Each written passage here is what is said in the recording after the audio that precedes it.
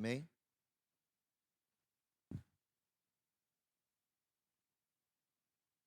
Antes de nós entrarmos na apostila, quero fazer uma pequena introdução, como a gente sempre costuma fazer.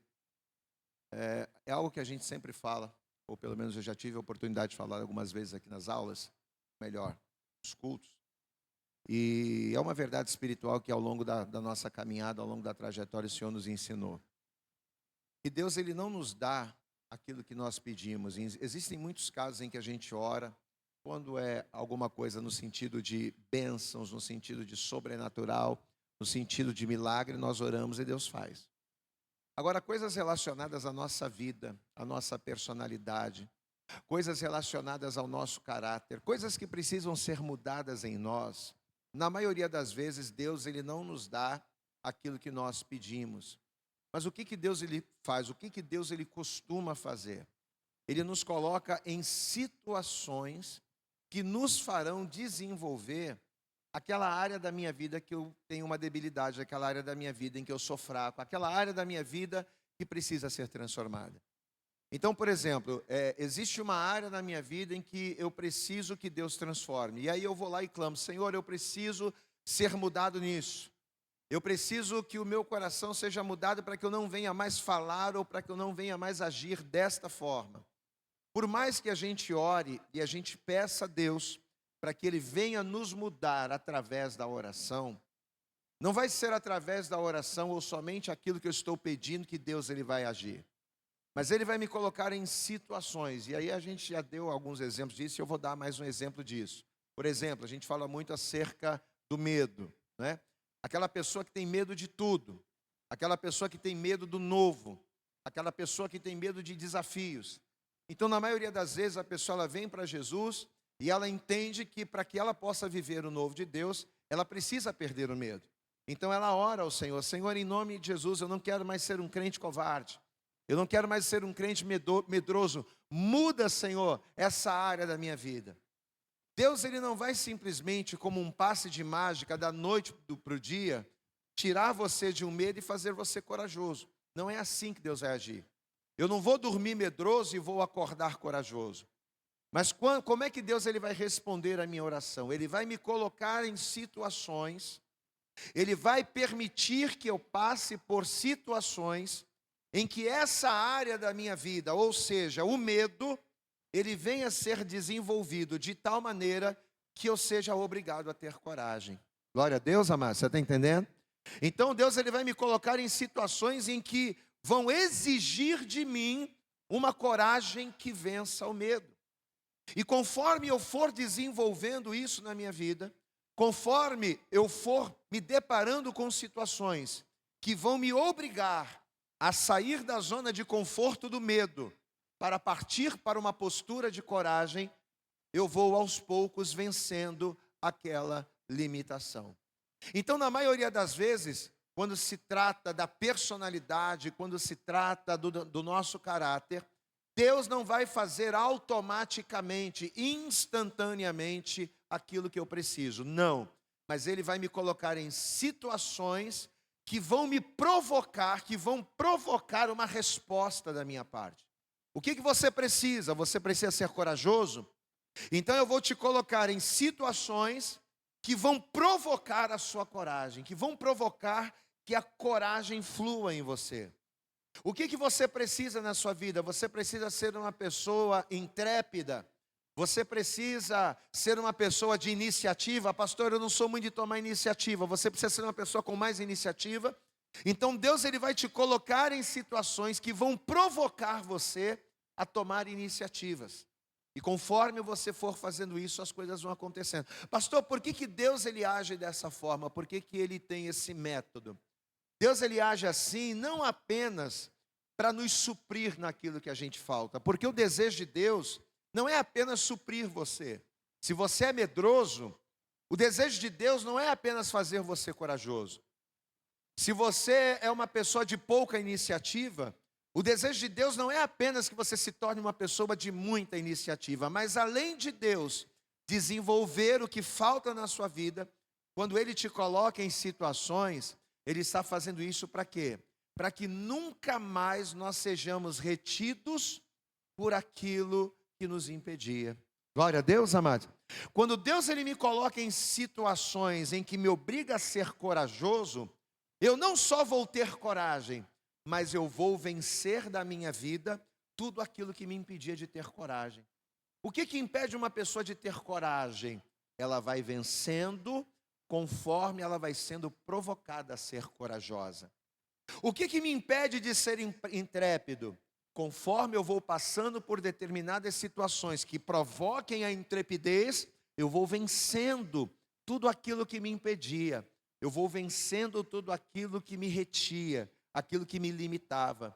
Então, quando Deus ele me coloca em situações, ao invés de me dar o que eu quero, quando Ele me provoca, além de eu obter aquilo que eu preciso, eu venço as minhas limitações. Diga comigo, além de eu conquistar aquilo que eu preciso, eu venço as limitações. Aquilo que te impedia de ser quem você precisa ser, vai cair por terra da sua vida em nome de Jesus, amém? Você entendeu até aqui? Pastor, mas por que você está começando a aula dessa forma? Porque nós vamos estar falando justamente acerca de uma situação em que o Senhor Jesus ele vai trazer ali uma libertação. Mas essa libertação ela só vai acontecer porque a pessoa que vai fazer parte, o personagem, um dos personagens principais dessa parábola, ela vai ser provocada. Essa pessoa vai ser provocada a um posicionamento. E essa provocação de Jesus vai proporcionar esta pessoa viver aquilo que ela precisava na sua vida. Então quero que você abra a Bíblia aí. Quero que você abra a Bíblia aí comigo em Mateus, no capítulo 15. Vamos ler o texto. Evangelho de Mateus. Capítulo 15, a partir do versículo de número 21. Mateus capítulo 15, versículo 21, diz assim a palavra. E partindo Jesus dali, foi para as partes de Tiro e de Sidom. E eis que uma mulher cananeia, que saíra daquelas cercanias, clamou dizendo: Senhor, filho de Davi, tem misericórdia de mim, que minha filha está miseravelmente endemoniada. Mas ele não lhe respondeu palavra. Nós vamos ver um dos momentos em que Jesus, ele vai ter uma atitude completamente diferente de tudo aquilo que a gente sempre imaginou de Cristo. Porque quando a gente fala de Jesus, o que a gente imagina? A gente imagina o Senhor sendo alguém atencioso, a gente imagina o Senhor sendo alguém amoroso, a gente imagina o Senhor como sendo alguém acolhedor. Mas nós vamos ver aqui alguns posicionamentos propositais de Jesus, né? Porque na verdade, é como nós falamos, Jesus ele vai provocar uma situação para que o objetivo fosse alcançado. Nós vamos ver Jesus completamente desfigurado daquilo que ele costumava fazer. Vamos lá, versículo 21. E partindo Jesus dali, foi para as partes de Tiro e de Sidom. E eis que uma mulher cananeia que saíra daquelas cercanias clamou dizendo: Senhor, filho de Davi, tem misericórdia de mim, que minha filha está miseravelmente endemoniada. Mas ele não lhe respondeu palavra. E os seus discípulos, chegando ao pé dele, rogaram-lhe, dizendo: Senhor, despede-a, pois vem gritando atrás de nós. E ele respondendo disse: Eu não fui enviado, senão as ovelhas perdidas da casa de Israel. Ou seja, Jesus está sendo até, de certa forma, ríspido. Os discípulos estão dizendo: Senhor, olha só, ela está gritando, ela está precisando, ela está com um problema, faz alguma coisa. E aí Jesus vai dizer: não, mas eu não tenho que fazer nada por ela. Eu não fui enviado senão para as ovelhas perdidas da casa de Israel. Versículo 25. Então chegou ela e adorou-o, dizendo: Senhor, socorre-me. Veja que mesmo Jesus ignorando, mesmo Jesus dando a ela um tratamento que podemos chamar de frio, essa mulher está perseverando. Então chegou ela e adorou, dizendo: Senhor, socorre-me.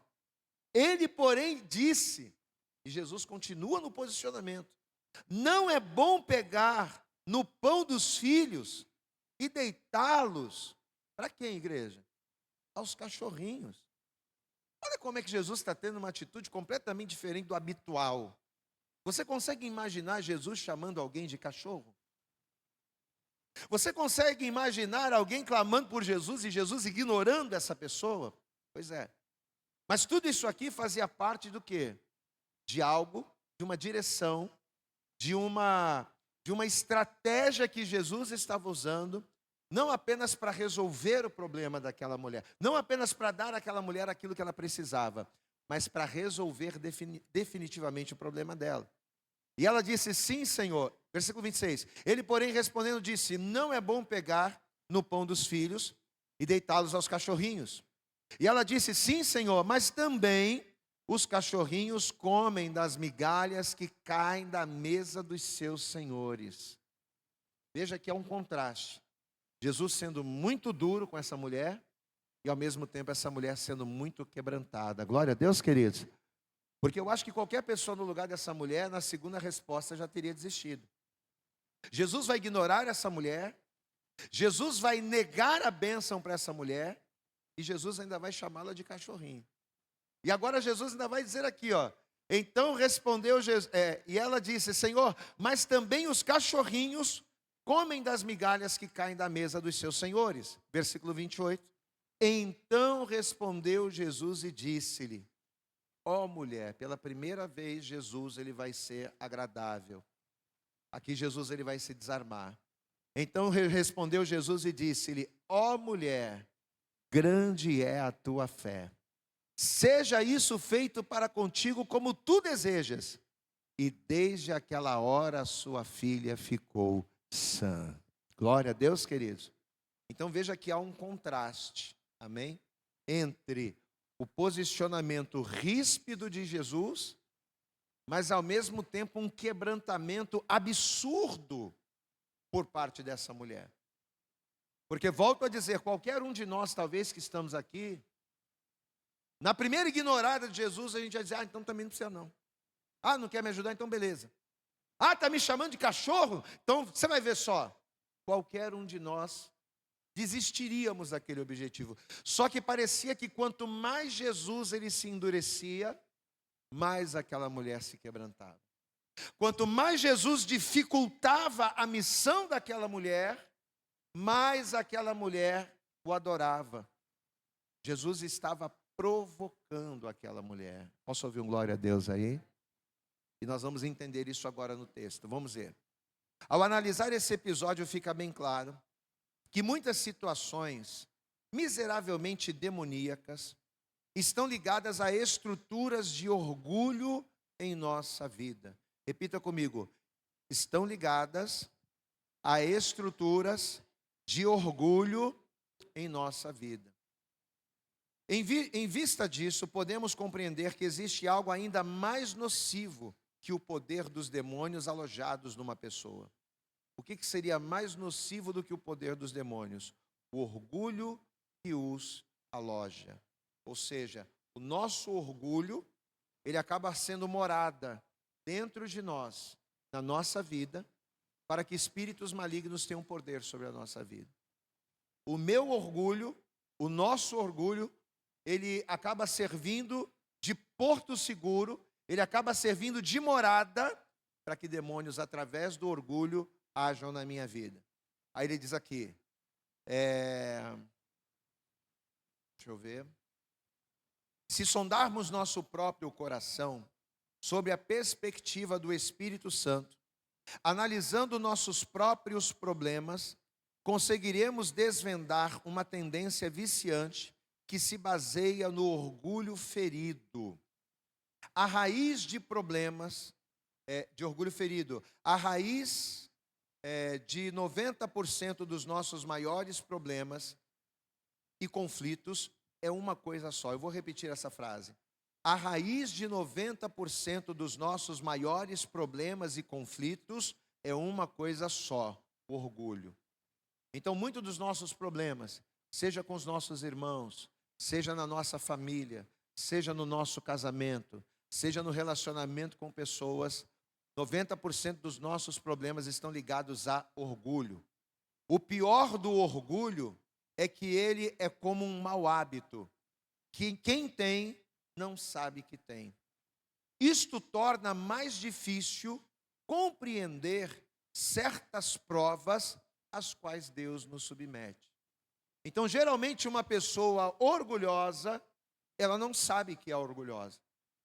Uma pessoa que é dirigida pelo orgulho, que é contaminada pelo orgulho, na maioria das vezes ela não tem noção de que ela é dirigida ou de que ela tem sobre a vida dela esse mal que precisa ser quebrado, que é o orgulho. O pior do orgulho é que ele é como um mau hábito. Quem tem não sabe que tem. Isto torna mais difícil compreender certas provas às quais Deus nos submete. O orgulho humano é um depósito de feridas pelas quais demônios se tornam o senhor de muitas situações de desgraça. Vou repetir essa frase. O orgulho é um depósito de feridas pelas quais demônios se tornam o senhor de muitas situações de desgraça. Dessa forma é que muitas pessoas perdem a batalha, pois se deixam levar pelo orgulho e pelas suas feridas. Então, uma pessoa ferida, seja em que área for, seja em que momento da vida for, seja por que tipo de pessoa for, uma pessoa ferida, ela tem uma forte tendência a usar o orgulho como uma proteção. Diga comigo assim: o orgulho é a ferida, o orgulho é a proteção de uma pessoa ferida. Então, na maioria das vezes, quando eu sou ferido por alguém, eu faço do orgulho a minha proteção. Essa pessoa nunca mais vai fazer isso comigo. Essa pessoa nunca mais vai falar isso comigo. Então a pessoa, ela se fecha, ela se tranca no seu orgulho, fazendo do orgulho o seu escudo, para que essa pessoa não venha sofrer. Só que o que a maioria das pessoas não sabem é que quando eu uso o orgulho como proteção, eu estou abrindo legalidade para que espíritos malignos, para que demônios se alojem na minha vida, e por meio deste meu orgulho, eu deixe de viver a plenitude do Senhor. O orgulho humano é um depósito de feridas pelas quais demônios se tornam o senhor de muitas situações de desgraça. Dessa forma é que muitas pessoas perdem a batalha, pois se deixam levar pelo orgulho e por feridas. Vamos pular um pouquinho para o final dessa história. Se essa mulher, diante de toda a provocação de Jesus, se essa mulher tivesse desistido na primeira, ela não teria recebido o seu milagre. Se ela tivesse dito: Jesus não quer me receber? Jesus se acha muito importante para falar comigo? Porque é isso que a pessoa pensa, né? Ai desse cara, eu estou vindo aqui, estou pedindo ajuda, e o camarada está dizendo que não vai me atender, e o cara está dizendo que ele veio para as ovelhas de Israel e não para mim. Ele está me chamando de cachorrinho. Quem ele pensa que é? Quer saber do negócio? Eu também não preciso de você. Ela iria virar as costas, ela iria embora, e a sua filha continuaria endemoniada. Por quê? Porque o orgulho teria vencido a fé daquela mulher. Aí, entre aspas, o texto: minha filha está miseravelmente endemoniada. Repita comigo: minha filha está miseravelmente endemoniada. Essa foi a palavra que a mulher liberou sobre Jesus. Agora vamos para o texto. Essa filha, porque a gente tem que entender a palavra para as nossas vidas. Essa filha também pode significar áreas extremamente significativas de nossa vida que estão aprisionadas em quadros crônicos de derrota e destruição. Alguns estão com relacionamento conjugal endemoniado, outros com a vida financeira, outros com o temperamento, outros com a vida sentimental e assim por diante. Não é difícil mapear nossa vida, bem como a de nossa família. Então o texto coloca como que se a filha endemoniada daquela mulher representasse o quê? Áreas da nossa vida que estão doentes. Existem áreas da nossa vida, seja no casamento, seja no relacionamento familiar, seja na saúde, seja na finança, na vida profissional, na vida espiritual. Existem áreas da nossa vida que são debilitadas. Que por mais que a gente conheça Jesus, existem espíritos malignos que estão nos retendo.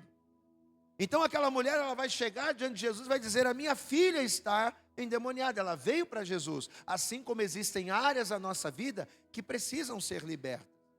Vamos lá. Normalmente os sintomas são evidentes e denunciam realidades que precisam ser mudadas. Essa mulher cananeia é também um símbolo da igreja gentia, sob a maldição de Cão. Muitas maldições são perpetuadas por um esquema fundamentado em orgulho. Quebrar esse esquema pode ser um dos maiores desafios para Deus em relação à vida de alguém. Envolve provocações que raras pessoas compreendem e se dispõem a sujeitar. Amém, amados? Então, muito daquilo que às vezes a gente ora e a gente não é ouvido, muito daquilo que a gente pede, muitas das vezes nós não somos respondidos, não é porque Deus não nos ama, ou não é porque Deus não quer dar ou fazer determinada coisa. Mas na verdade, ao não nos responder, o que Deus está fazendo? Ele já está agindo na nossa vida, porque Ele está nos provocando. Glória a Deus, amados. É aquilo que eu falei na introdução. Muitas das vezes, quando a gente ora pedindo alguma coisa, Deus não vai dar aquilo que a gente está pedindo. Mas Ele vai nos colocar em situações que nos provoquem, a fim de que nós venhamos chegar exatamente no ponto que nós precisamos estar. Então, na verdade, não responder uma oração não significa que Deus não nos ouve, muitas das vezes.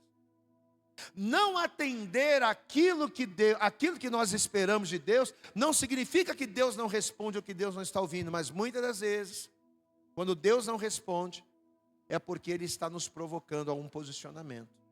Ele está nos provocando a fim de que tomemos uma atitude que venha não apenas nos dar aquilo que queremos, mas que venha resolver a nossa vida. Glória a Deus, queridos.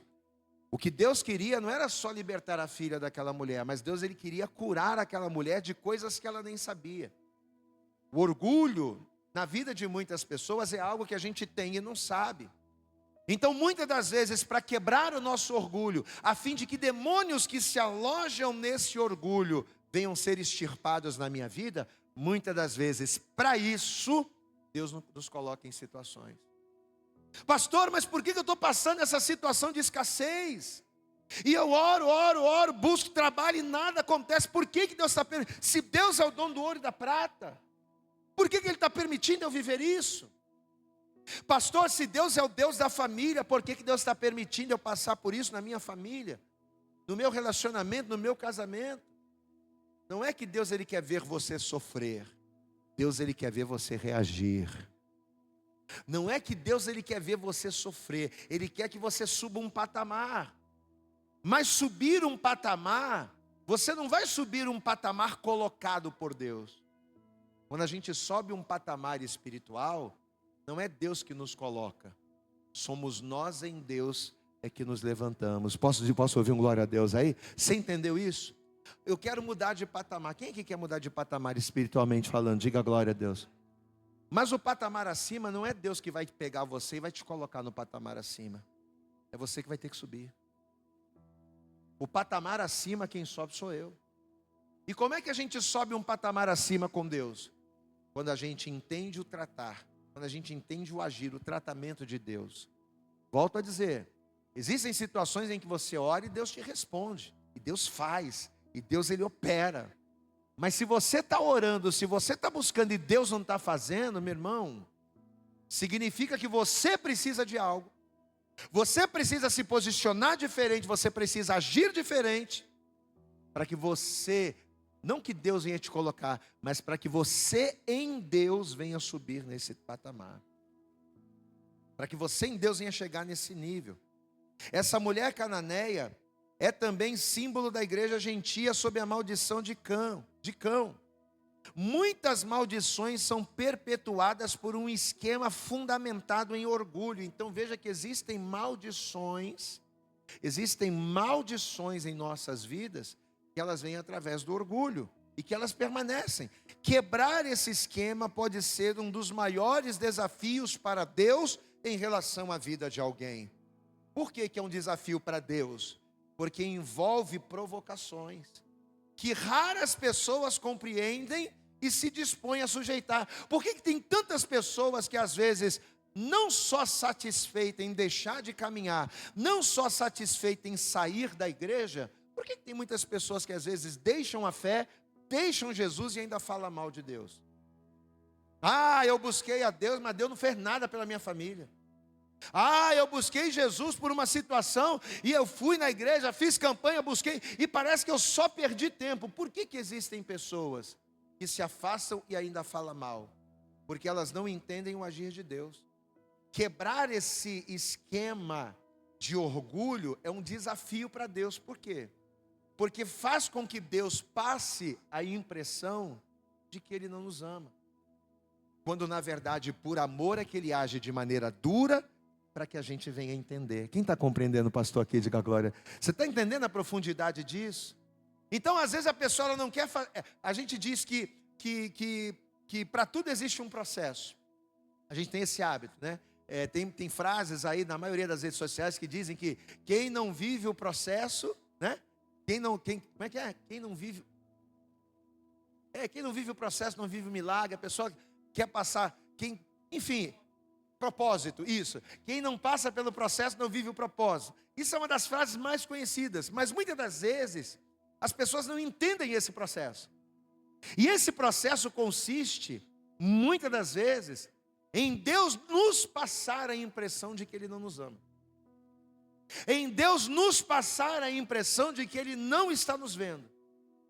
Em Deus nos passar a impressão de que Ele se esqueceu de nós, quando na verdade não é que Ele se esqueceu, é que Ele está permitindo situações para que você se desenvolva. Glória a Deus, amados. É como eu falei, o nível acima não é Deus quem vai te colocar, é você que vai subir com Ele. As situações que Deus permite não é apenas para que você vença o problema, mas é para te provocar a conquistar o que você quer e vencer aquilo que está por detrás da tua limitação. Por detrás do medo existe alguma coisa. Por detrás da culpa existe alguma coisa. Por detrás por detrás da falta da bênção, por detrás de uma deficiência, existe algo que precisa ser vencido. E é para acabar com esse algo que precisa ser vencido, é que muitas das vezes Deus, ele age dessa forma. Ele nos provoca e poucas pessoas entendem isso. Somente pessoas que têm maturidade e discernimento é que vão compreender o tratamento de Deus. Somente pessoas que têm maturidade e discernimento é que vão compreender. Peraí, mas se Deus não está me ouvindo, eu já entendi por quê. É porque Ele está esperando um posicionamento meu. É porque tem outras coisas envolvidas. Não é só o casamento, mas é aquilo que está por detrás do casamento, que precisa ser vencido. Não é só uma limitação, mas é aquilo que está por detrás da limitação. É aquilo que está alimentando um trauma. É aquilo que está alimentando uma maldição. O discernimento de Jesus, a chave da libertação. Temos em pauta um caso clássico de batalha espiritual. Jesus exerce um discernimento surpreendente. Ele conseguiu provocar na vida dessa mulher uma atitude que produziu por si mesma a libertação pela qual ela clamava. Diga glória a Deus. O que Jesus fez para aquela mulher ser libertada? Nada. Mas através da forma com que Jesus a tratou, essa mulher foi fazendo. Essa mulher foram níveis de quebrantamento que destruíram fortalezas de orgulho. Diga comigo, níveis de quebrantamento. Diga bem alto, níveis de quebrantamento destrói fortalezas de orgulho. Então, a cada nível de quebrantamento que aquela mulher descia, presta atenção, a cada nível de quebrantamento que aquela mulher descia, fortalezas de orgulho iam sendo destruídas da vida dela. E por detrás do orgulho existem espíritos malignos. Então, conforme aquela mulher ia se quebrantando, a libertação ia acontecendo. Temos em pauta um caso clássico de batalha espiritual. Jesus exerce um discernimento surpreendente. Ele conseguiu provocar na vida dessa mulher uma atitude que produziu por si mesma a libertação pela qual ela clamava. Será que Jesus não poderia apenas ter expulsado aquele demônio e pronto? Jesus poderia simplesmente ter dado, que nem Jesus fez com o centurião lá, com o servo do centurião. Senhor, o meu servo está doente em casa, eu preciso que o Senhor faça alguma coisa, que o Senhor cure ele. Aí Jesus disse, eu vou lá na tua casa. Não, Senhor, não precisa ir lá não. Basta uma palavra que daqui mesmo meu servo vai ser curado. Jesus vai liberar a palavra e ele vai ser curado. Jesus não poderia fazer isso na vida dessa mulher? Claro que poderia. Jesus não poderia ter dado o milagre que aquela mulher esperava? Claro que poderia. Só que a questão é que Jesus, ele não quer só nos dar o milagre, ele quer resolver o problema. Glória a Deus, amado. Jesus, ele não quer só resolver o problema, ele quer cortar a raiz do mal. Glória a Deus, amado. Porque existia uma raiz de mal. Por que tem muita gente, amados, que às vezes a pessoa vai lá, ela é liberta num culto de libertação, ela recebe uma oração, o demônio cai por terra, mas daqui a pouco o demônio volta. Por quê? Porque o demônio foi expulso, mas a raiz do problema continua. E os demônios, eles são atraídos pela raiz do problema.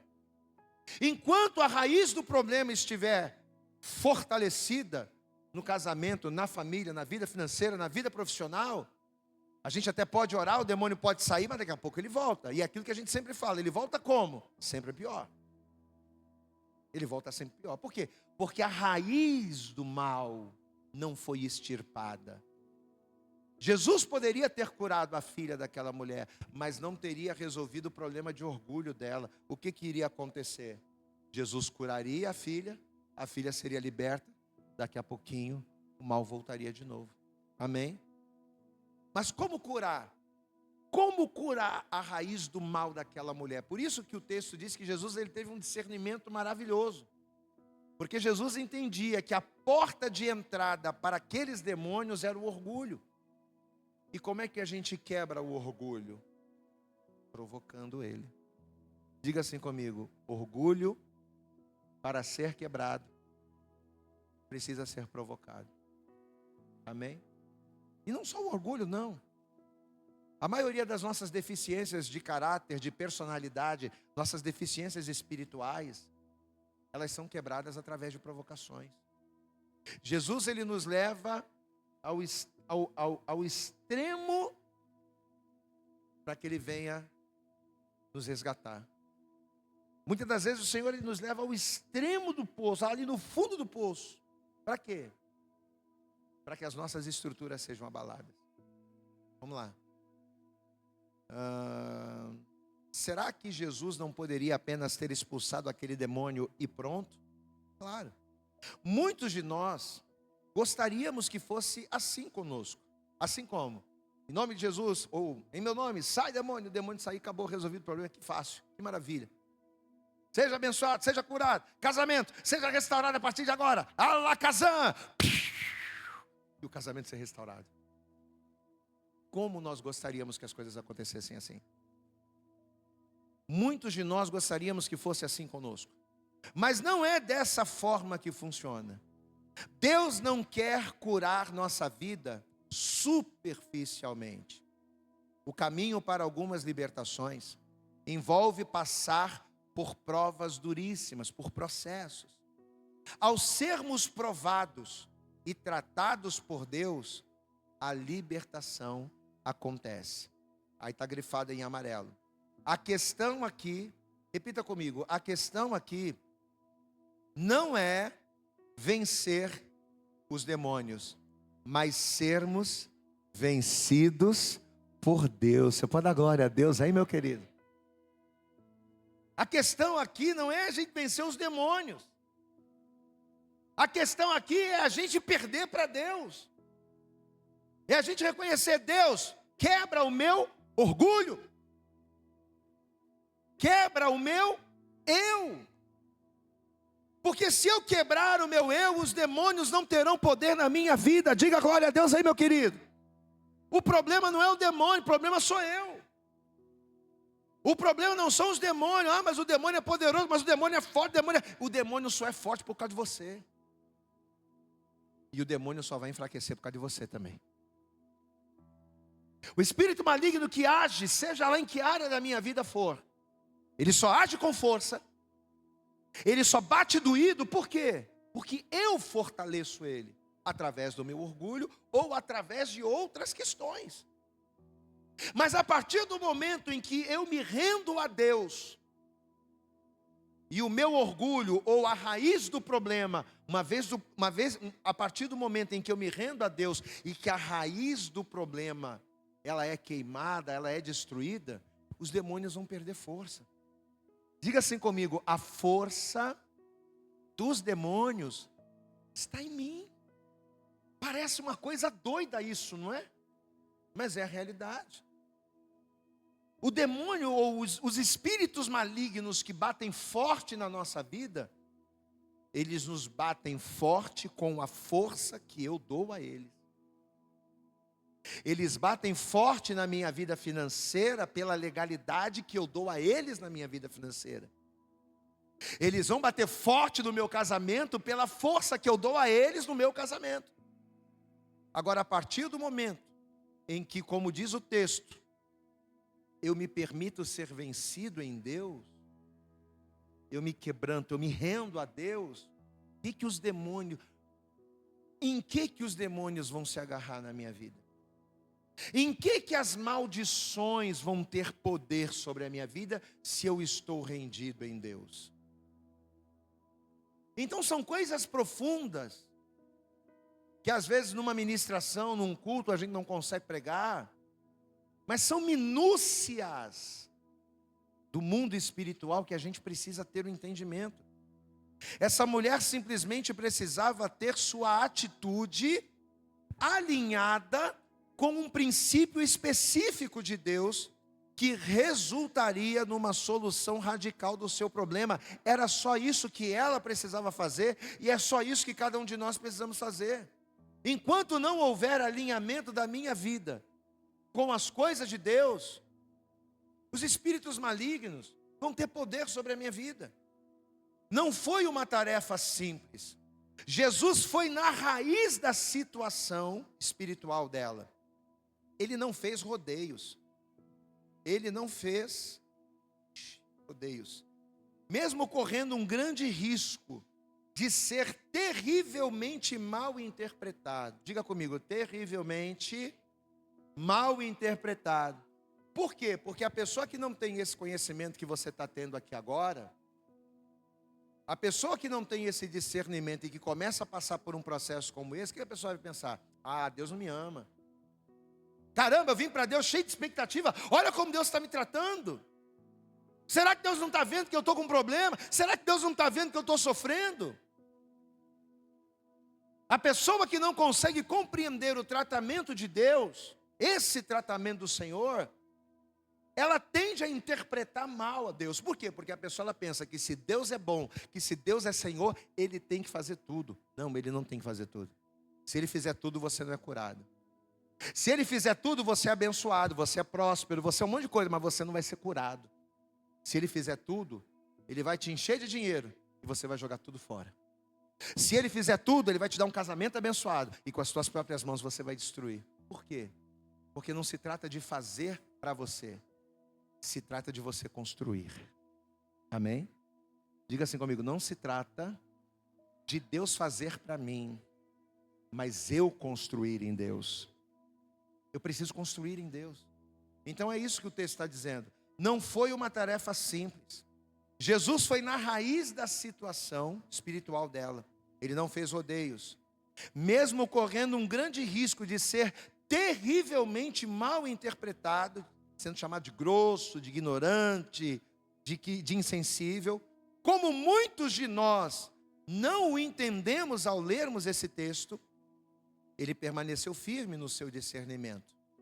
Muitos ressentimentos contra Deus, isso aqui a gente falou agora há pouco.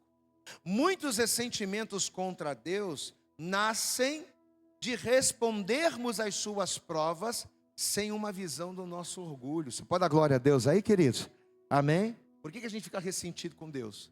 Ah, Deus não me ama. Deus não está se importando comigo. Por quê? Porque a gente não entende. Muitos dos ressentimentos contra Deus nascem de respondermos às suas provas sem uma visão do nosso orgulho.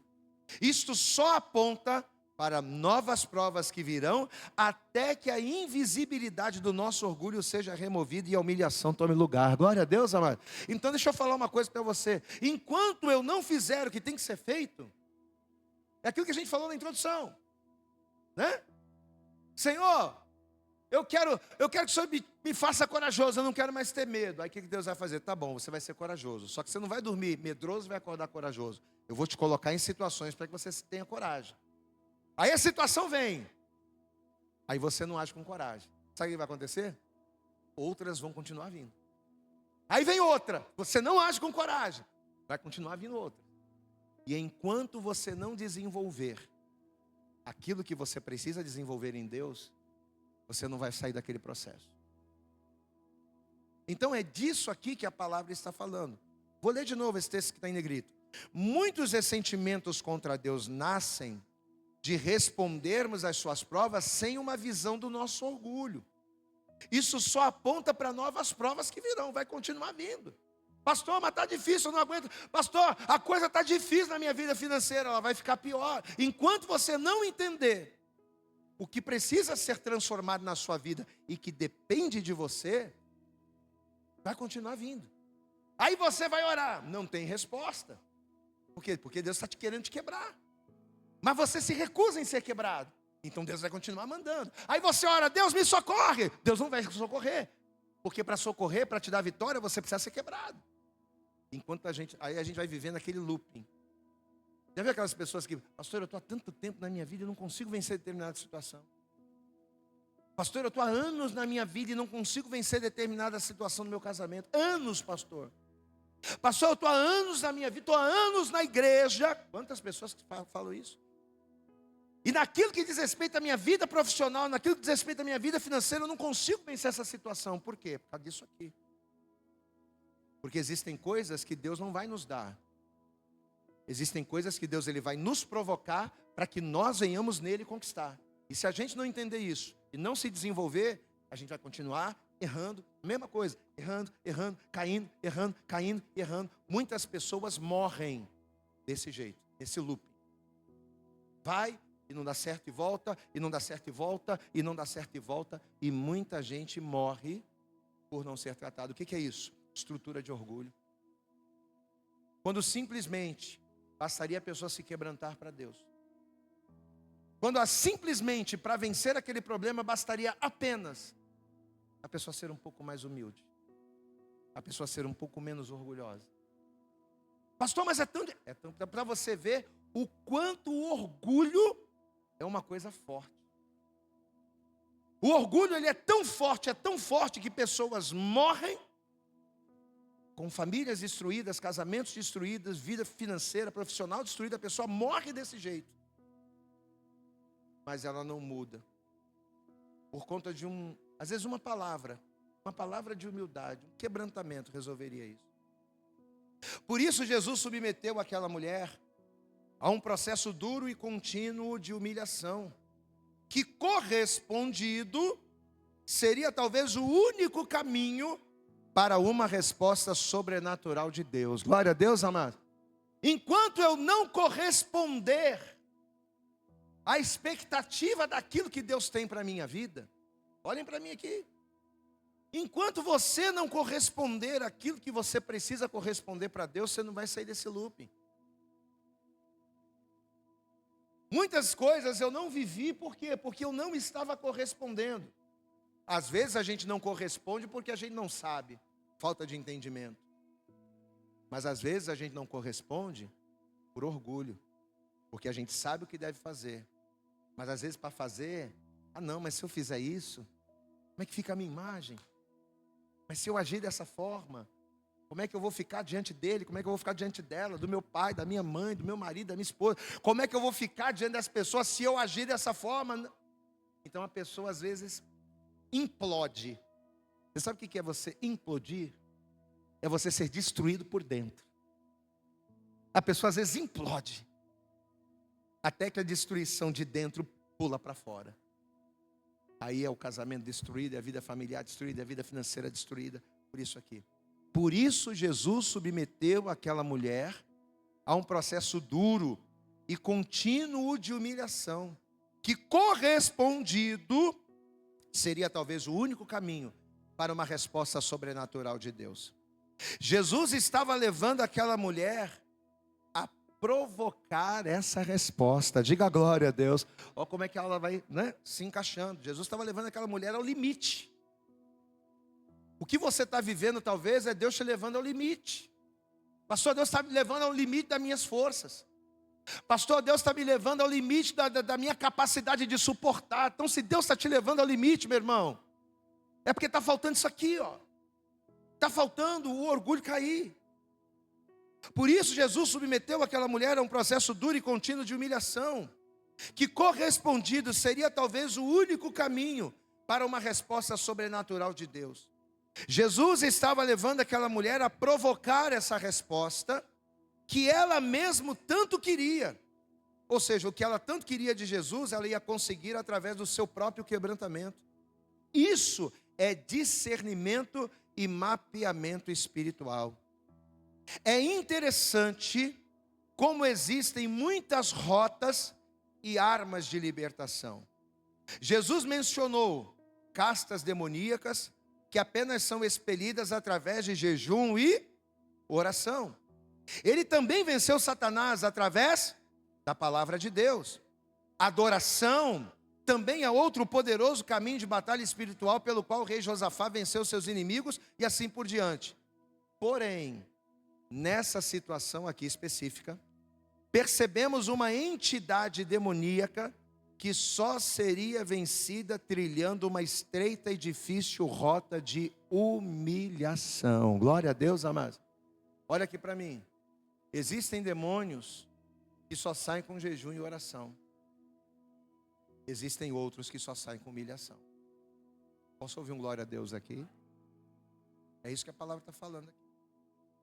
Existem demônios que saem com jejum e oração. Existem demônios que através da palavra de Deus conhecereis a verdade vos libertará. A pessoa ouve a palavra, ela recebe a palavra, ela liberta na hora. Glória a Deus, amados. A minha mãe, os meus pais, meu pai foi mais difícil, mas a minha mãe foi um exemplo disso. A minha mãe, ela bebia, a minha mãe, ela fumava. Ela ouviu a palavra de Deus, a irmã Penha, nossa vizinha, que ganhou todo mundo para Jesus lá em casa. Ela falou, olha, só existem dois caminhos, ou é Jesus ou é Satanás, ou é o céu ou o inferno. Ela pregou a palavra, minha mãe ouviu a palavra. Quando ela ouviu, ela entregou a vida para Jesus. A minha mãe era quase mãe pequena. Minha mãe já estava se formando ali, a mãe pequena. Ela ouviu a palavra daquela mulher, a irmã Penha, uma mulher de quase 2 metros assim, ó, gordona assim. E ela falando com aquela autoridade, minha mãe ouviu aquela palavra, minha mãe se quebrantou. Ela entregou a vida para Jesus ali. Daquele dia em diante, a minha mãe nunca mais bebeu, a minha mãe nunca mais fumou. Glória a Deus, queridos. Foi liberta pela palavra. Então tem demônios na nossa vida que saem com jejum e oração. Tem outros demônios que saem pelo poder da palavra. Tem outros que saem através da adoração. Quando você adora, o demônio cai por terra. Mas tem outros que só sai através da humilhação. É isso que o texto está falando. É importante mencionar que essa mulher, repita isso comigo, diga, é importante mencionar que essa mulher já conhecia ao Senhor Jesus como Salvador. Amém? Nós não estamos falando de uma pessoa que está lá no mundo apenas, mas essa mulher já sabia, já conhecia que Jesus era Salvador. Por quê? Aqui, ó. Ela se dirigiu a Jesus como filho de... Ela já sabia que ele era o Messias. Um título usado apenas para se referir ao Messias. Ela já tinha a revelação divina de que Jesus era o Cristo, de que Jesus era o Messias prometido, de que Jesus era o Redentor do homem. Então isso aqui está acontecendo na vida de uma pessoa que sabia quem era Jesus. Isso aqui está acontecendo na vida de uma pessoa que reconhecia Jesus. Isso aqui está acontecendo na vida de uma pessoa que sabia que Jesus era o Messias, era o Senhor e era o Salvador. Mas era uma pessoa que, apesar de conhecer Jesus, precisava ser provada. Precisava chegar ao limite para alcançar o lugar que ela precisava alcançar para receber o milagre. Algumas vezes no Novo Testamento, vemos Jesus simplesmente expulsando demônios.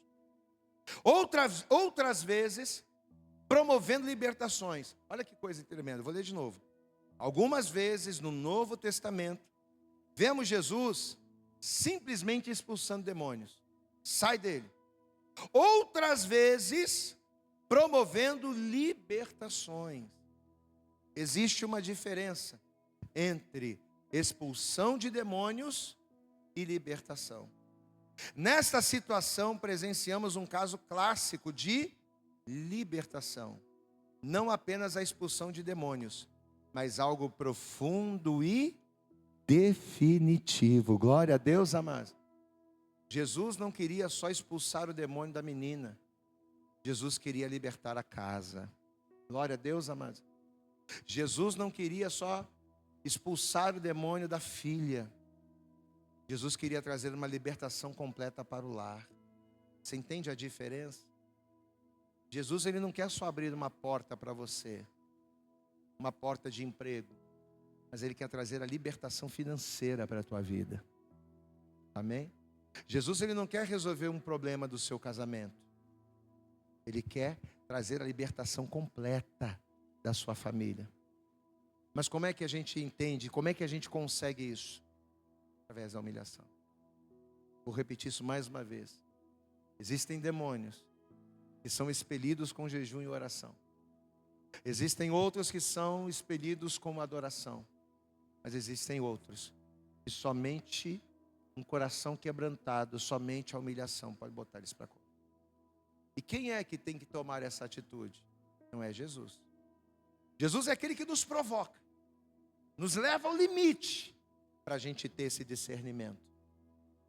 Agora, quem tem que tomar, quem tem que saber ler, quem tem que ler nas entrelinhas, quem tem que ter a capacidade de conseguir ler a sua própria vida é você. A gente tem que olhar para a nossa vida e fazer uma leitura. E uma vez que nós fazemos uma leitura da nossa vida, a gente consegue saber, pastor, eu estou no limite. Então, se você está no limite, se você orou e Deus não fez, porque Deus, ele faz, você ora e a resposta vem. Meu irmão, a resposta vem. Se você orou e a coisa não veio, então é alguma coisa que você precisa fazer. Em alguma área você precisa se humilhar. E a gente precisa fazer essa leitura. Sujeitando-se a Deus. Subtítulo: humilhai-vos perante o Senhor, e Ele vos... Vamos repetir esse texto, diga: humilhai-vos perante o Senhor, e Ele vos exaltará.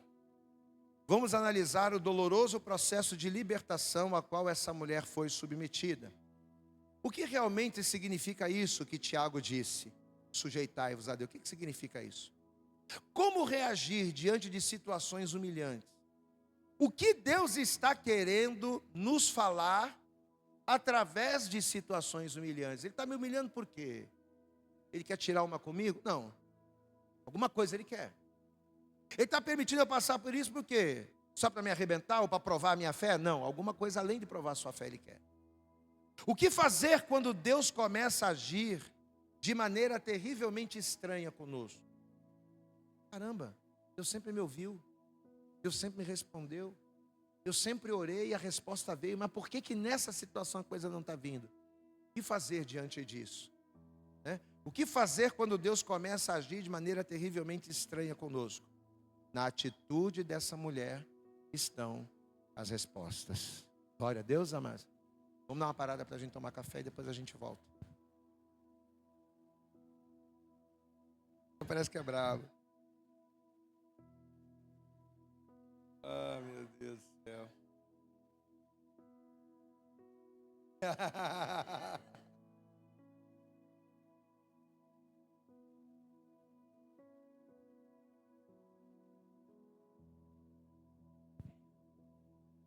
Vamos lá, todo mundo com as apostilas aí na mão? Podemos? Então vamos lá. Número 1, silêncio e desprezo. João 15, versículo 22. Alguém pode ler esse texto para a gente? Alguém com Bíblia aí para ler? É.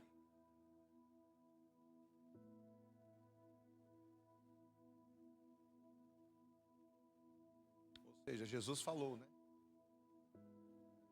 Mostrou, né? Aquela mulher veio gritando por socorro e simplesmente Jesus a ignorou. Então olha só o detalhe.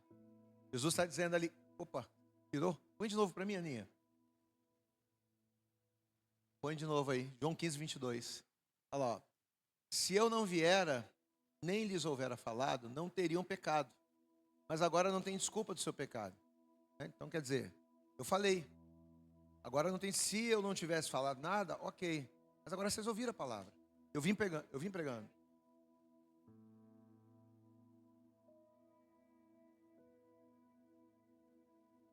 Sim. Se eu não tivesse falado, se eu não tivesse vindo e não tivesse falado, não tivesse ensinado, não tivesse dito, não tivesse pregado, vocês estariam de boas. Mas, como eu vim, como eu falei, como eu ensinei, não tem desculpa para o seu pecado. É isso que Jesus está falando. Aí vem para a apostila. Aquela mulher veio gritando por socorro e simplesmente Jesus a ignorou. Ou seja, aquele que tanto falou, aquele que tanto pregou, para essa mulher ele simplesmente não está falando nada, né? Ele não lhe respondeu palavra. Ele a despreza num momento de angústia e perplexidade. Quando o silêncio de Deus confronta o nosso desespero, Deus se cala. Aquela sensação de... Aliás, quando o silêncio de Deus confronta o nosso desespero... Perdão, a entonação está errada. Quando o silêncio de Deus confronta o nosso desespero, Deus se cala. Aquela sensação de vazio e de dor atravessa nosso coração. A única resposta que temos diante do nosso clamor é a solidão. Você ora, faz campanhas, chora, consagra-se mais e nada acontece. O sentimento é claro: Deus virando as suas costas e se distanciando no mesmo passo que o abandono se aproxima.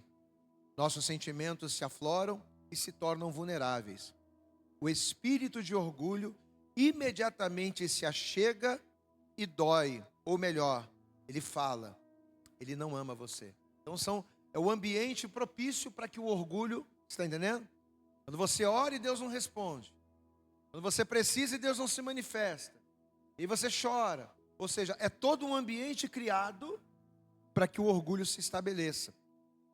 E aí o orgulho fala, ele não ama você, ele não se importa com você, Deus se esqueceu de você, ele abandonou você na hora em que você mais precisava dele. O pior é que isso parece fazer sentido, é aquilo que a gente estava falando. Isso parece fazer sentido. Não acreditar numa mentira como essa, num momento como esse, é só para pessoas humildes e perseverantes. Amém, amados?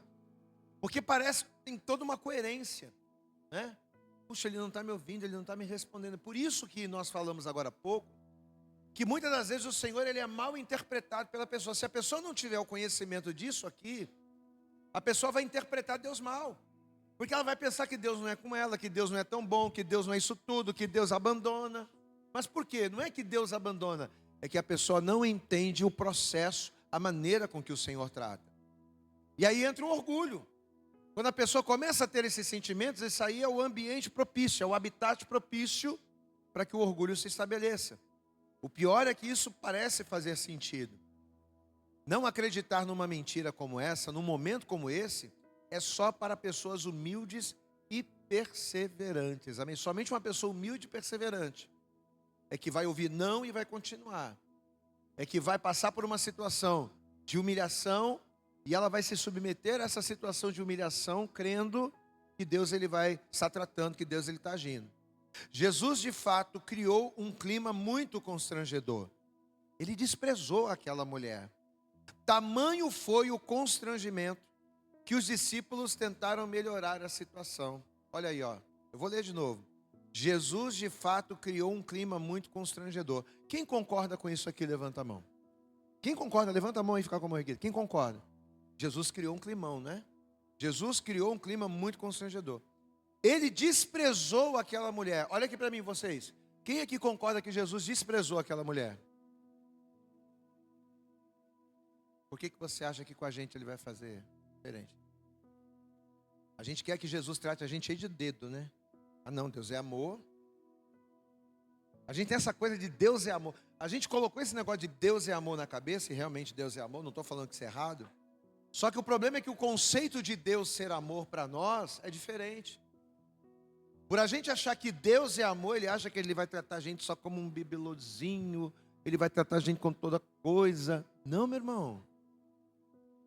Deus é amor, mas ele é o oleiro que quebra o vaso. Posso ouvir um glória a Deus aí, amado?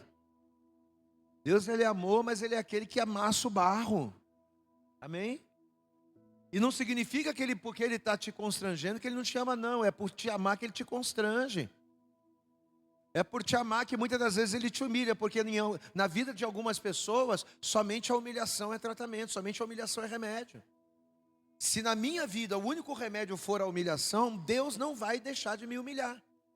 Ele vai me humilhar se o remédio for esse. Ele vai me constranger se o remédio for esse. E a gente precisa ter esse entendimento. A gente precisa parar com esse negócio de achar que porque a gente está na igreja, porque Deus é amor, Deus não... Não, amado, Deus vai te levar. Deus, ele nos leva ao extremo. Para quê? Não é para ele colocar a gente num patamar, mas é para que a gente venha aprender a subir com ele. Glória a Deus, amados. Então Jesus humilhou aquela mulher. Porque o tratamento para resolver a vida dela tinha que ser aquele. No estágio que ela estava, com a mente que ela estava, quem ela era, só aquilo iria resolver. É o tratamento de choque. Amém? Vamos lá. Jesus de fato criou um clima muito constrangedor. Ele desprezou aquela mulher. Tamanho foi o constrangimento que os discípulos tentaram melhorar a situação. Por um momento eles estavam sendo mais espirituais que o próprio mestre. Glória a Deus, amado. Porque ele diz assim, despede a que vem gritando atrás de nós. Né? Os discípulos ainda estavam pegando leve com ela. Senhor, poxa Senhor, ela está gritando aqui. Né? Senhor, ela está com um problema. Puxa Jesus, atende ela aqui. Né? Os discípulos ainda estavam tentando criar um clima um pouco melhor. Despede a que vem gritando atrás de nós. Pedro talvez tenha repreendido, Senhor, olha o escândalo. Senhor, cuidado com o mau testemunho, mestre. Ela vem gritando e o Senhor está ignorando. Pelo menos seja educado, fale que o Senhor não pode atendê-la agora, amém, amado? Isso aqui é tudo aqui já não é mais a palavra, é a gente, né, supondo, Senhor, a mulher está gritando aí, vai pegar mal. Poxa, atende ela. Eu acredito que os discípulos, né, estavam tentando resolver. Mas Jesus conhecia melhor do que ninguém os problemas que aquela mulher tinha. Amém, amados? Diga assim comigo, Jesus me conhece melhor do que ninguém. Número 2, discriminação. João capítulo 15, versículo 24, Aninha. Olha lá. Se eu entre eles não fizesse tais obras ou tais sinais, quais nenhum outro tem feito, eles não teriam pecado, não teria problema. Mas agora viram-nas e me odiaram a mim e a meu Pai. Ou seja, mas agora eles viram. Se eles não tivessem visto o que eles viram, se eles não tivessem visto as coisas que eu fiz, eles até teriam uma desculpa. Mas agora que eles viram tudo que eu fiz e mesmo assim me desprezam, agora não tem. Ou seja, Jesus, no número 1, ele falou e no número 2 ele fez. Mas para essa mulher Jesus não estava fazendo. Vamos lá. Quando os discípulos tentam amenizar o constrangimento inicial da situação, vem uma resposta ainda mais agressiva. Jesus impetra um outro golpe fortíssimo contra a insistência daquela mulher. Jesus estava levando aquela mulher ao limite. Ele a discrimina racialmente. Meu Deus do céu. Além de dizer que eu não vou, além de ignorar, dizer que não vou te atender, além de eu não ter vindo para você, ainda te discriminar racialmente. Ele se omite em relação a ela por causa da sua nacionalidade. Ele a inferioriza em relação aos judeus, provocando especificamente o seu orgulho que precisava ser vencido. Essa resposta de Jesus é uma provocação racial. E no nosso contexto poderia ser uma provocação denominacional. Um exemplo, né? Imagine se você, como um bom batista, estivesse clamando a Jesus e ele lhe falasse: não, agora eu só abençoo o presbiteriano. Amém, amados? É mais ou menos assim, né? Ah, mas eu sou batista, Senhor. Não, mas eu só vim para os presbiterianos. Como é que você ia se sentir? É mais ou menos a mesma coisa. Eu não tenho tempo para você. Você ora pelo avivamento na sua igreja e o avivamento acontece na igreja do vizinho, que você tem como concorrente. Senhor, eles não são tão espirituais quanto nós. Por que isto, Senhor? O orgulho denominacional é uma das maiores brechas no corpo de Cristo. Diga comigo, o orgulho denominacional é uma das maiores brechas no corpo de Cristo. Não, porque não, mas a minha igreja é top. Não, a minha igreja é outra coisa. A minha igreja lá, ó, você pode ter em qualquer uma, mas se você for lá na minha, olha o que o Senhor está falando aqui. Isso é o orgulho denominacional. O orgulho denominacional é uma das maiores brechas no corpo de Cristo, onde Satanás e seus demônios têm se infiltrado com todo tipo de perturbação, inveja, inimizade, etc. Jesus deixou muito claro que uma casa dividida será, orgulho precede a divisão que compromete a autoridade e traz destruição. Repita comigo, o orgulho precede a divisão que compromete a autoridade e traz destruição. Essa foi a síndrome de Jonas. Jonas não podia suportar o fato de Deus abençoar os ninivitas. O pessoal que pecava, o pessoal que era tão transgressor. Ele não gostava dos ninivitas, eram inimigos de Israel. Jonas não queria um avivamento em Nínive. Ele queria esse avivamento em Jerusalém. Ele ficou chateado com Deus. Mas foi exatamente dessa forma que Deus confrontou o seu orgulho nacionalista. Glória a Deus, amado. Então Deus está mandando justamente o Jonas para lá, para quê? Não é só pelos ninivitas. Deus poderia ter escolhido qualquer outro profeta, mas por que escolheu Jonas? Não era só por causa dos ninivitas que precisavam se converter, mas era por causa do Jonas que precisava ser menos orgulhoso. Porque ele achava que os ninivitas não mereciam. Não, quem merece é Israel. Não, nós é que merecemos. Esse povo aí, esse povo que transgride, esse povo que faz, não, esse povo não. Né? Então olha só como é que Deus trata. Deus está tratando o orgulho, fazendo a pessoa passar exatamente por aquilo que é contrário ao seu orgulho. É a forma que Deus usa para quebrar. O orgulho precede a divisão que compromete a autoridade e traz destruição. Essa foi a síndrome de Jonas. Jonas não podia suportar o fato de Deus abençoar os ninivitas.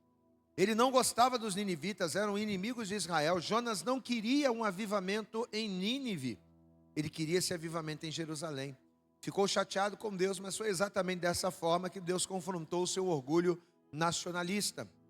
Em Marcos, a Bíblia explica melhor a nacionalidade dessa mulher. Era grega, Ciro-fenícia de nação. Diga comigo, era grega, Ciro-fenícia de nação. Então ela era uma estrangeira. Ela não era de Jerusalém. Apesar de reconhecer que Jesus era da linhagem de Davi, ela não era de Jerusalém. Naquele momento, a prova se tornou mais específica. Sua nacionalidade tinha fortes ligações com uma estrutura de orgulho. Orgulho nacional pode ser claramente discernido como o ponto no qual aquele demônio que possuía sua filha se apoiava. Ela era grega, ou seja, da elite cultural vigente. Então essa mulher, ela era de nacionalidade grega. E os gregos, eles eram, superiores. Eles eram pessoas cultas. Eles eram pessoas que tinham uma educação boa, uma forma de falar refinada. Então eles eram pessoas que se sentiam o quê, queridos? Superiores. O orgulho nacional pode ser claramente discernido como o ponto no qual aquele demônio que possuía sua filha se apoiava. Ela era grega, ou seja, da elite cultural vigente, muito culta, talvez também rica, bem posicionada na sociedade, mas com um problema literalmente demoníaco. Então ela era uma pessoa, né? Ela era da elite, ela era educada, provavelmente tinha recursos, era uma pessoa que tinha uma aparência superior, mas ela tinha um problema com demônios. É importante mencionar que apesar de os romanos terem dominado o mundo pela força, os gregos o conquistaram filosoficamente, inclusive o Império Romano.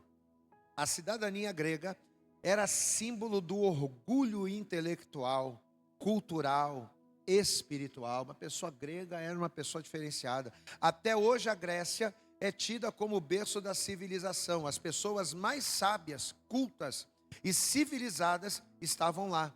Todo o conceito de superioridade e moda, o padrão de beleza, tudo isso fora ditado pela filosofia grega. Então, olha a bagagem que essa mulher está trazendo. Olha quem era essa mulher. E olha o porquê de Jesus trazer esse tratamento para esse tipo de pessoa. Mas por que Jesus nunca agiu assim com ninguém? Foi a única pessoa com quem Jesus agiu dessa forma.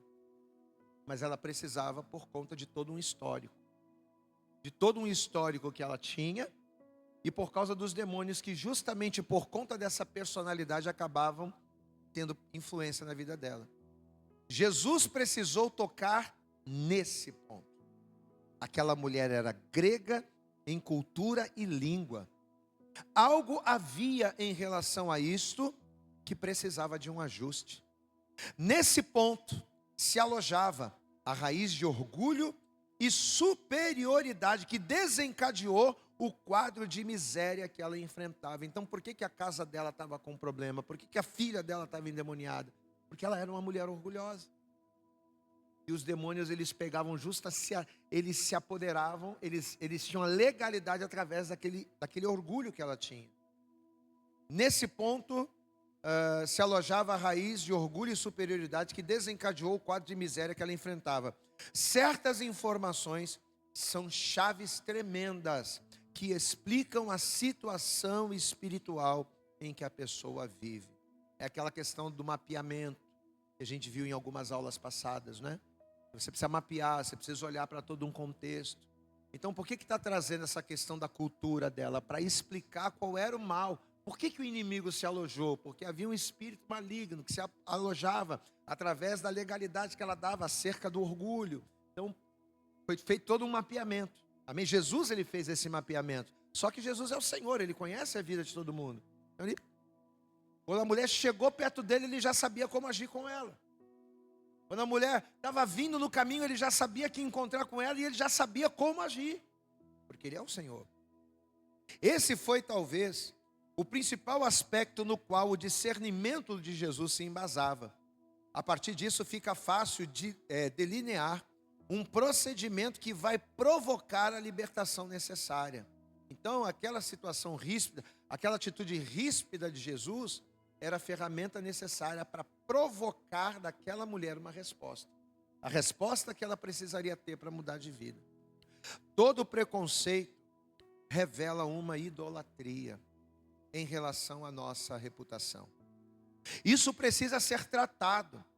Ao tratar preconceituosamente aquela mulher, Jesus estava confrontando o complexo de superioridade que os gregos tinham em relação ao resto do mundo. Ou seja, Jesus fez aquela mulher se sentir da mesma forma com que as pessoas se sentiam em relação a ela, quando ela tratava as pessoas com arrogância.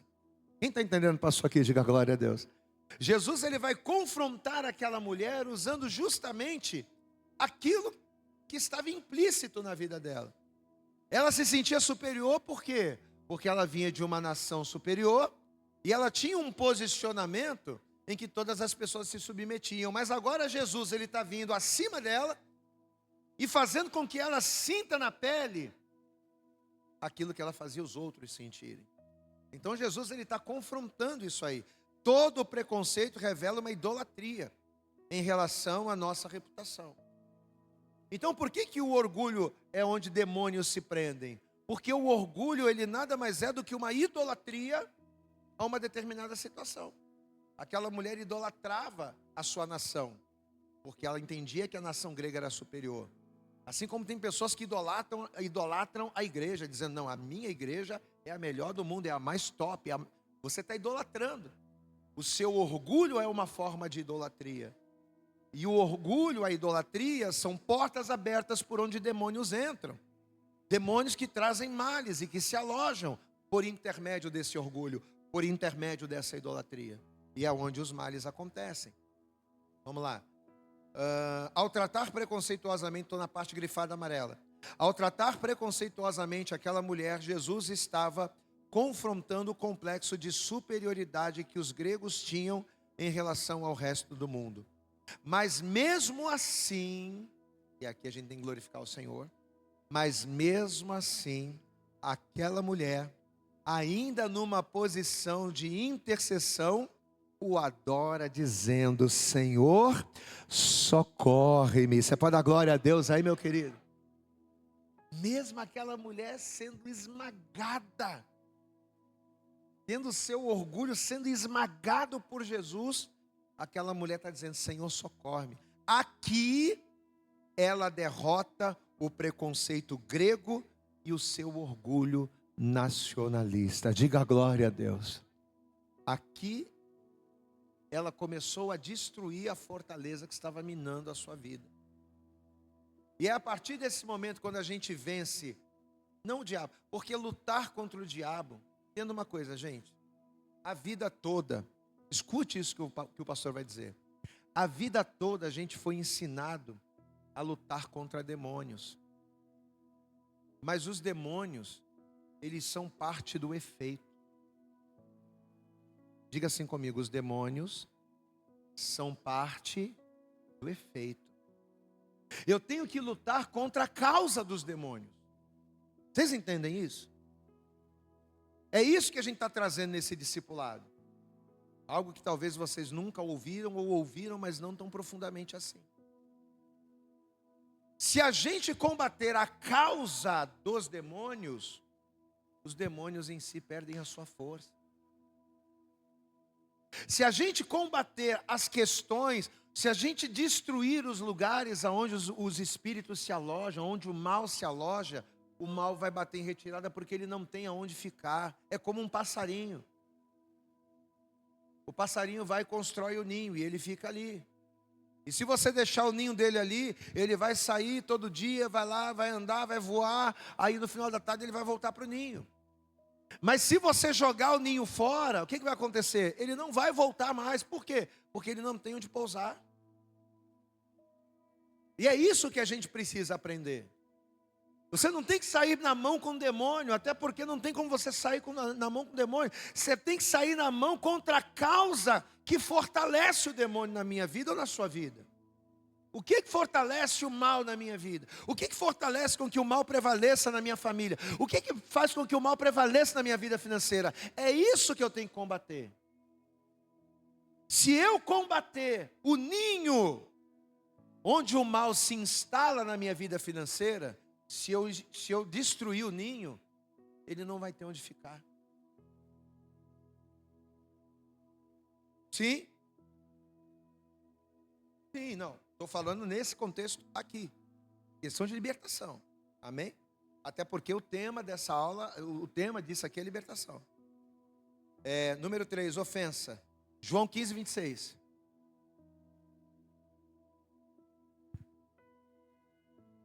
Mas quando vier o Consolador, que eu da parte do Pai vos hei de enviar, aquele Espírito da verdade que procede do Pai, ele testificará de mim. Glória a Deus, amados. Vamos lá, Jesus estava agora tocando na dignidade humana daquela mulher. Jesus desceu o nível, ofendendo-a publicamente. Foi uma coisa muito forte. Não havia como provocar mais, presta atenção nisso aqui. Não havia como provocar mais a carnalidade de uma pessoa de alta estirpe, como daquela forma. Aquela mulher foi ignorada, discriminada e agora ofendida pelo próprio Jesus. Jesus agrediu aquela mulher em relação à filiação dela. Ele não só a desconsiderou como filha, mas a considerou como um animal imundo. Chamou-a de cadela. Diga comigo, chamou-a de cadela. Naquele momento, certamente, os discípulos já estavam suando frio. Se eu estivesse do lado de Jesus, eu ia... Misericórdia.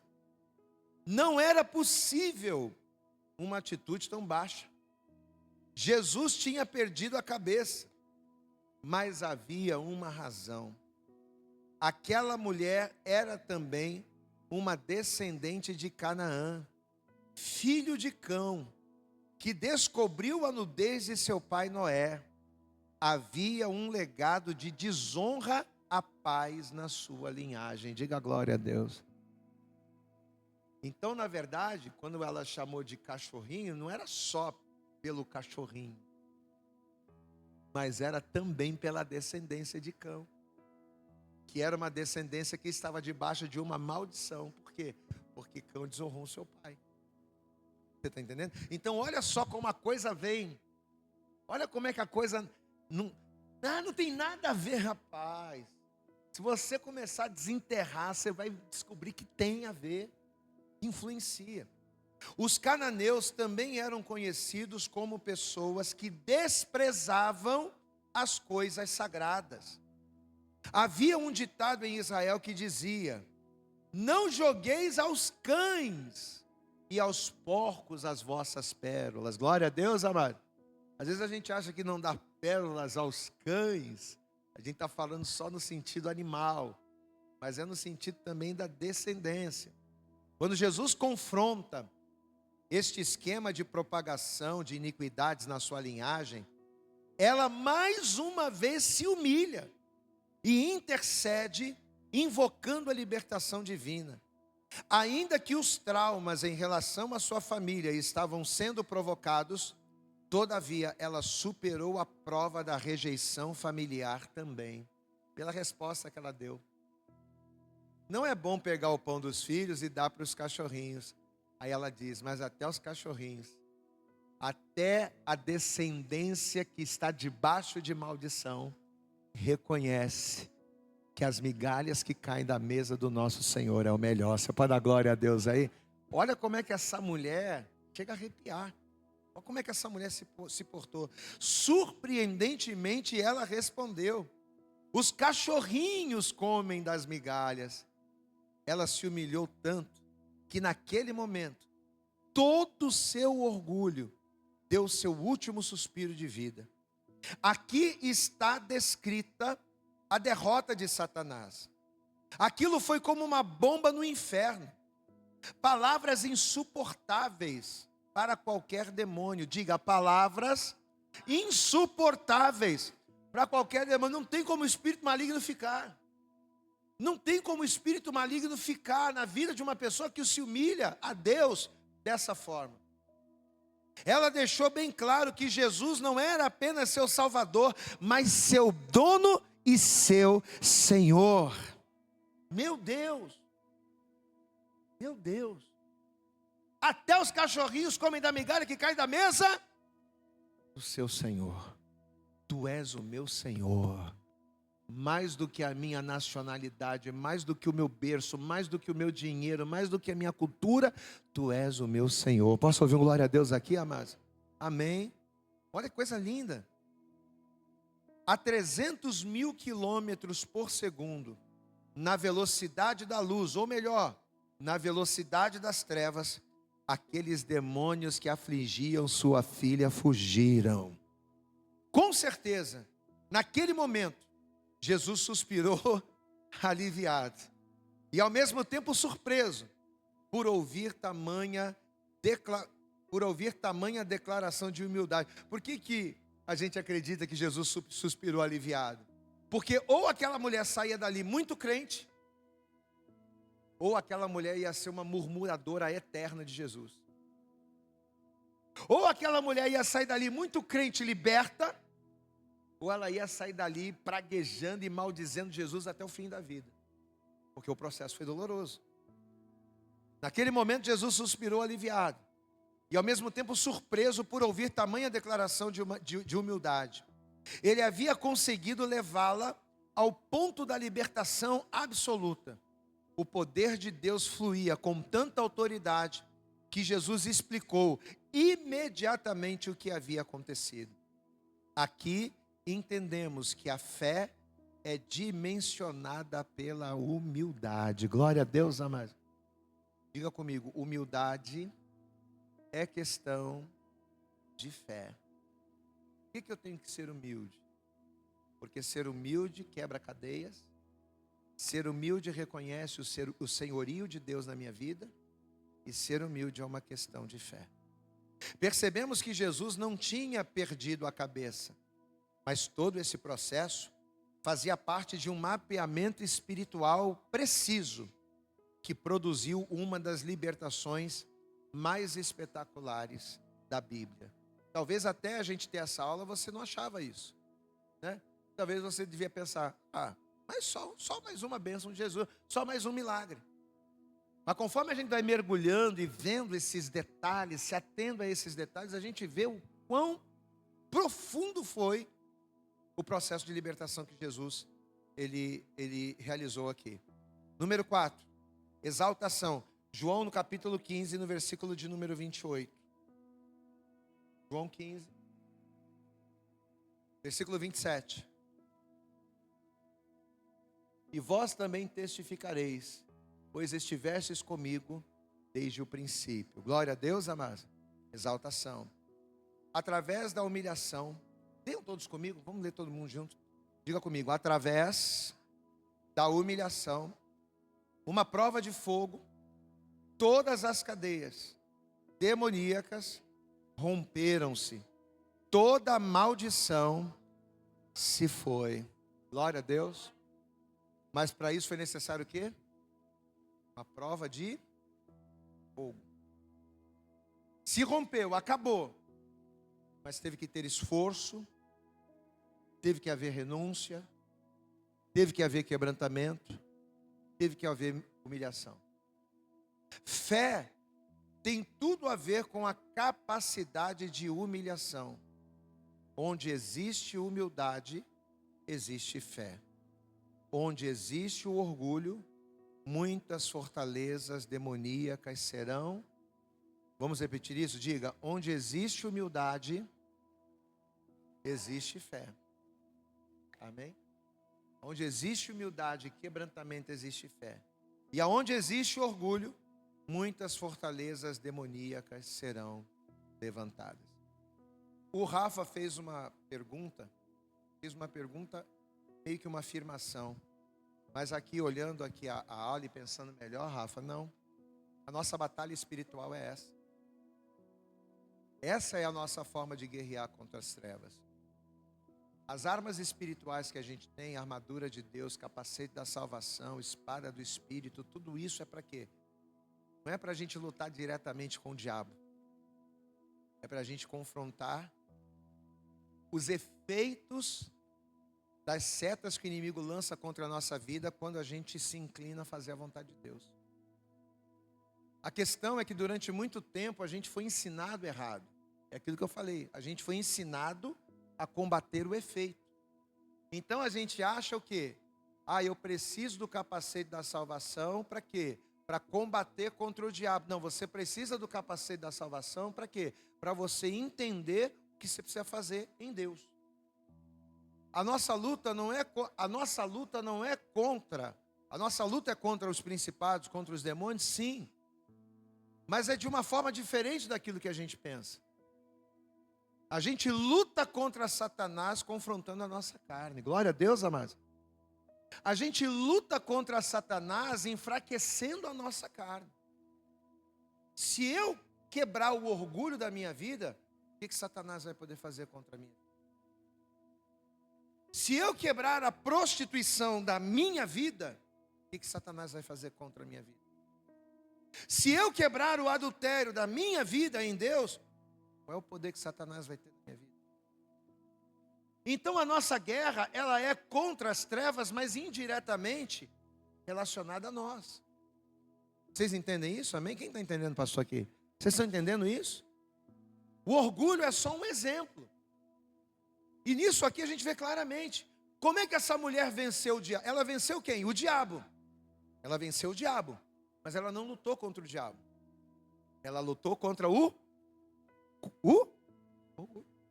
E é isso. Eu venço o diabo quando eu luto contra o meu adultério. Eu venço o diabo quando eu luto contra a minha prostituição. Eu venço o diabo quando eu luto contra a minha carne. Se a minha carne enfraquecer, por isso que a Bíblia diz, espírito e carne, eu tenho que fortalecer o espírito. Porque se eu fortaleço o espírito, eu enfraqueço a carne. Enfraquecendo a carne, eu enfraqueço as trevas. Amém?